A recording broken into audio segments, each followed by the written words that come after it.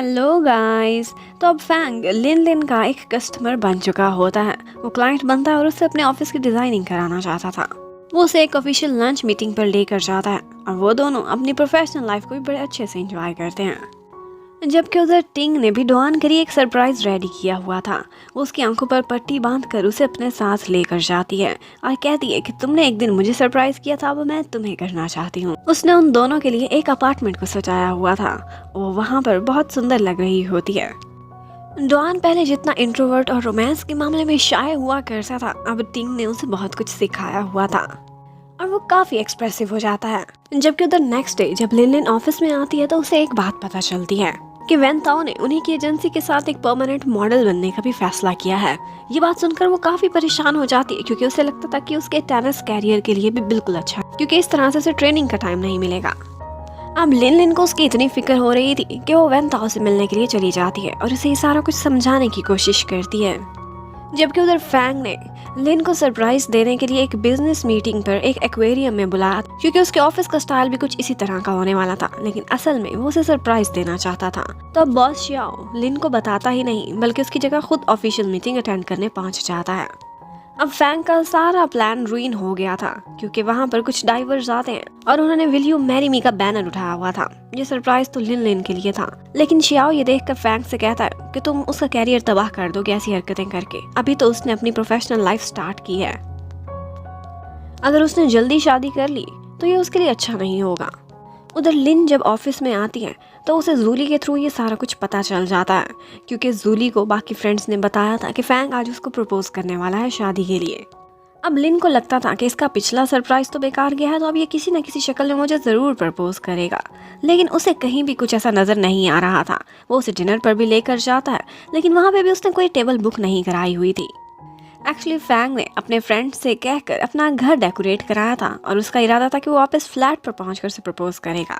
लेकिन जैसे ही वो लोग घर वापस पहुंचते हैं तो आगे दोनों की मम्मीज बैठी हुई होती हैं और घर में कुछ भी सरप्राइजिंग नहीं था। एक्चुअली उनके फ्रेंड्स जब सारा कुछ डेकोरेट करके निकले थे तो एक मम्मी उस सारी डेकोरेशन के ऊपर से फिसल गई थी और उनको कुछ समझ नहीं आ रही थी। लगता था कि यहाँ पर सिर्फ ट्रैश ही पड़ा है और उन्होंने पूरा अपार्टमेंट साफ करके चमका दिया था। अब जब मम्मीज दोनों सो जाती हैं तो लिन को फैंग बाहर बुलाता है और एक्चुअली उसने एक और सरप्राइज उसके लिए रेडी किया हुआ था। वो उसी के सिंबल्स को फॉलो करती हुई आगे बढ़ती है तो देखती है एक जगह वो उसे प्रपोज करने के लिए रेडी खड़ा है। अब फाइनली उनका प्रपोजल बहुत अच्छा गया था और लिन फौरन से शादी के लिए भी मान जाती है। अब उसके बाद वो दोनों अंदर जाते हैं और फिर अपनी अपनी मम्मी के पास सोने की बजाय काउच पे इकट्ठे बड़े मज़े से कोज़ी स्टाइल में लेटकर सो जाते हैं। अब नेक्स्ट डे उनकी मम्मीज उनको मिले बगैर, डिस्टर्ब किए बगैर वहाँ से बाहर चली जाती हैं। आज उन्होंने वापस जाना था, लेकिन एक मम्मी का वहाँ पे कार्ड रह गया था और वही उठाने के लिए जब वापस आती हैं तो देखती हैं फैंग ने तो अपनी शर्ट ही उतारी हुई है। उनको लगता है कि ये किसी और ही गांव में मसरूफ थे। वो अपने फेस पे हाथ रखे बस वहाँ पर कार्ड तलाश करती रहती है और इन दी एंड वो उनके ही सोफे पर मिलता है जहाँ पर वो दोनों बैठे हुए थे। अब जब लिन ऑफिस में जाती है तो वो बहुत खुश थी, अपनी सारी फ्रेंड से वही बात शेयर करती है और जूली से एक गलती हो जाती है। वो उसे कांग्रेच का मैसेज करने की बजाय गलती से उसकी एंगेजमेंट का मैसेज ऑफिस के ग्रुप चैट में कर देती है। अब सारे ऑफिस को ये बात पता चल गई थी कि लिन जल्द ही अपने फियांसे से शादी करने वाली है। अब शियाओ को भी ये पता चल जाता है। लिन उसके पास आती है और उससे कहती है कि मैंने आज शाम को कुछ फ्रेंड्स को पार्टी देने के लिए कहा है, अगर आपको अच्छा लगे तो आप ही हमें ज्वाइन कर सकते हैं। एक्चुअली उसने वेन ताओ को नहीं बुलाया था, लेकिन कॉमन फ्रेंड्स के थ्रू उसको भी पता चल गया था। लिन को लगता था कि वो काफ़ी हर्ट होगा और वाकई ऐसा ही था। जब उसे ये न्यूज़ पता चली तो वो बहुत सैड हो जाता है। अब शाम को उनके घर पर पार्टी होती है और वहाँ पर बहुत सारे लोग आते हैं और इसी पार्टी के बीच वांग जी की मुलाकात शियाओ जी से हो जाती है और उनको देखकर ऐसे ही लग रहा था कि जैसे वांग जी को भी अब अपना लव लाइफ में मिल ही जाएगा। यहाँ पर अनइनवाइटेड वैन भी पहुंच चुका था, जिसे देखकर सारे हैरान थे और वैन ने लिन के लिए एक स्पेशल सरप्राइज भी रखा हुआ था। वो उसकी ही बनाई हुई एक पेंटिंग उसको लाकर गिफ्ट करता है जो उसके लिए बहुत स्पेशल थी, क्योंकि ये उसने फ्रांस में अपने मास्टर प्रोजेक्ट में बनाई थी। अब वैन बहुत ज़्यादा ड्रिंक कर लेता है और जाते जाते वो फैंग से वादा लेता है कि तुम इस लड़की का बहुत अच्छे से ख्याल रखोगे, वरना मैं इसे तुमसे आकर छीन लूँगा। अब जब सारे लोग चले जाते हैं तो ये टाइम था जब फैंग और लिन ने पहली दफ़ा अपना क्वालिटी टाइम इकट्ठे स्पेंड करना था। लेकिन आज फिर उनकी किस्मत में कुछ और ही लिखा था। बाहर से वैन के चिल्लाने की और शोर मचाने की आवाजें आती हैं तो पता चलता है कि वो ड्रंक होकर बाहर ही बैठा हुआ है। अब वो लोग जाते हैं और उसे उठाकर अंदर लेकर आते हैं। अब लिन को अलग और फैंग को वैन के साथ उसके कमरे में सोना पड़ता है।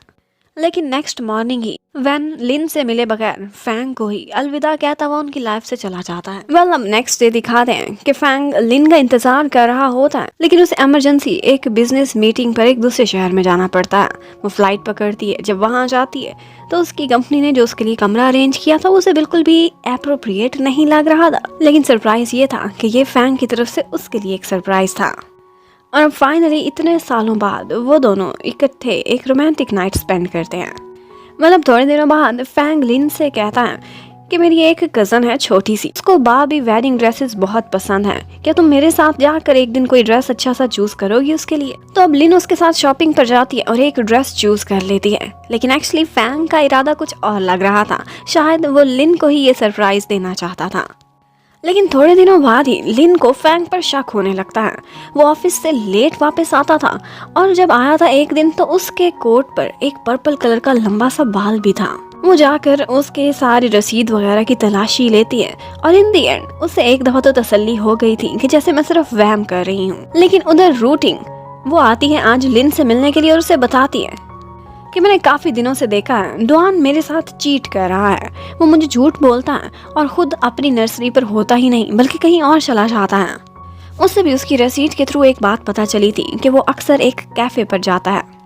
आज वो दोनों उसे रंगे हाथ पकड़ने के लिए उसी कैफे पर पहुंची हुई होती हैं। टिंग एक दफा फिर डॉन को मैसेज करती है तो वो कहता है मैं ग्रीन हाउस में हूँ, लेकिन एक्चुअली वहाँ पर एक लड़की बैठी हुई थी जिसे आकर डॉन मिलता है और तो और वो बड़े रोमांटिक स्टाइल में उस लड़की को गिरने से भी बचाता है। अब तो टिंग को बहुत गुस्सा आ गया था और उसे लगा था कि ये मेरे साथ चीट कर रहा है। अब डॉन चला जाता है और वो दोनों गर्ल्स जाकर उस लड़की पर हमला करने वाली ही थी कि एक और सरप्राइज था। थोड़ी देर बाद फैंग आता है और उस लड़की को वैसे ही मिलने लगता है जैसे डॉन मिला था। अब लिन को याद आता है कि मैंने भी तो कोट पर एक पर्पल हेयर देखा था। इसका मतलब है कि ये लड़की हम दोनों के बॉयफ्रेंड्स को हमसे चुरा रही है। अब वो दोनों गर्ल्स टैक्सी में बैठकर उनकी गाड़ी का पीछा करने लगती हैं, जिस गाड़ी में फैंग उसे अपने साथ लेकर जा रहा था। लेकिन रास्ते में टैक्सी वाले अंकल चीटिंग से रिलेटेड उनको बड़ा बड़ा भाषण देते हैं कि तुम्हारा बॉयफ्रेंड तुम्हारे साथ कभी भी सिंसियर नहीं हो सकता अगर उसने एक दफ़ा चीट किया तो। ये सुनकर टिंग उसी अंकल पर हमला कर देती है और इन दी एंड वो पुलिस स्टेशन पहुंची हुई होती है क्योंकि टैक्सी वाले अंकल का उन्होंने बुरा हाल कर दिया था। वेल, अब वो ये अनाउंसमेंट जाकर अपनी बाकी दोनों फ्रेंड्स को भी बताती हैं और जूली को तो इतना गुस्सा आया था कि उसने फैसला किया था कि अब वो जहाँ भी उसे नजर आए तो वो उस लड़की की ठुकाई लगा कर रख देगी और अपनी फ्रेंड्स का पूरा पूरा बदला लेगी। अब एक दिन लिन और रूटिंग दोनों अपने अपने बॉयफ्रेंड्स का पीछा करते हुए एक जगह पर पहुंचती हैं और जूली को भी वहां पर मैसेज करके बुला लेती हैं। लेकिन जब अंदर पहुंची थी तो उनके लिए एक सरप्राइज था। एक्चुअली वो लड़की एक वेडिंग प्लानर थी और वो दोनों चोरी चोरी उनको सरप्राइज देने के लिए उनके ड्रेसेस और अपने ड्रेसेस डिजाइन उससे करा रहे थे। अब यहाँ पर उनकी मिसअंडरस्टैंडिंग क्लियर हो जाती है और वो दोनों गर्ल्स जाकर अपना अपना वेडिंग ड्रेस ट्राई करने लगती हैं। लेकिन थोड़ी ही देर बाद बाहर शोर मच गया था और जब वो बाहर आकर देखती हैं तो जूली ने उसी वेडिंग प्लानर की बैंड बजाई हुई थी और मार मार के इसका बुरा हाल किया हुआ था। अब वो सारी गर्ल्स काफी शर्मिंदा होती हैं और उन्हें सबसे माफी मांगनी पड़ती है। बल अब आहिस्ता आहिस्ता शादी की तैयारियां चल रही थी और वो लोग अपने होम टाउन जाते हैं जहाँ पर फाइनली उनका वेडिंग डे आ गया था। वांग जी आज अपने हाथ में एक बड़ी सी रिंग पहन कर आई थी जो एक्चुअली शियाओ ने उसे प्रपोज करते हुए दी थी। अब सिर्फ और सिर्फ एक जूली ही अकेली रह गई थी। उसके तीनों फ्रेंड्स कहीं ना कहीं एंगेज थी और एक की तो शादी हो रही थी। वो सैड सी होकर स्टेज के साइड पर बैठी हुई होती है कि इतने में फैंग का एक फ्रेंड उसके पास आता है और उससे कहता है कि मैं बहुत अरसे से तुम्हें लाइक करता हूँ पर मेरी हिम्मत नहीं होती थी तुम्हें प्रपोज करने की। अब जूली तो पहले ही इतने अरसे की तरसी हुई थी, उसे फौरन से यस कर देती है। लेकिन वो लोग स्पॉटलाइट में आ गए थे और सारे गेस्ट्स के सामने उन्हें काफी एम्बेरसमेंट होती है, जिसके बाद बाकी फ्रेंड्स जूली पर काफी गुस्सा निकालती हैं। अब लिन बहुत ज्यादा थक चुकी थी अपनी वेडिंग को अटेंड कर करके। ये उसके लिए एक टायरिंग डे था और उसके बाद उसकी फ्रेंड्स उसे एक मौका देती हैं, खुद स्टेज पर जाती हैं गेस्ट्स को इंटरटेन करने के लिए और वो दोनों फैंग और लिन एक पतली गली से बाहर निकल जाते हैं अपना वेडिंग डे इकट्ठे एक दूसरे के साथ स्पेंड करने के लिए। अब हमें थोड़े अरसे बाद दिखाते हैं वैन वैसे तो उनकी लाइफ से आउट हो गया था, लेकिन अभी भी वो कभी कभी लिन के डैड के साथ फिशिंग पर जाया करता था। उन दोनों की आपस में दोस्ती थी। वहीं पर ही उसे एक बात पता चलती है और वो ये थी कि लिन अब प्रेग्नेंट है। वो सामने तो उनको कंग्रेट्स करता है, लेकिन दिल में कहीं ना कहीं उसके कोई ना कोई फीलिंग्स अभी भी रह गई थी। वो बहुत कोशिश करता है और लगता है कि अब तो फाइनली वो लिन से मूव ऑन कर ही जाएगा। और इसी विश के साथ ही ये ड्रामे की हैप्पी एंडिंग हो जाती है। Thank you for watching. Bye bye.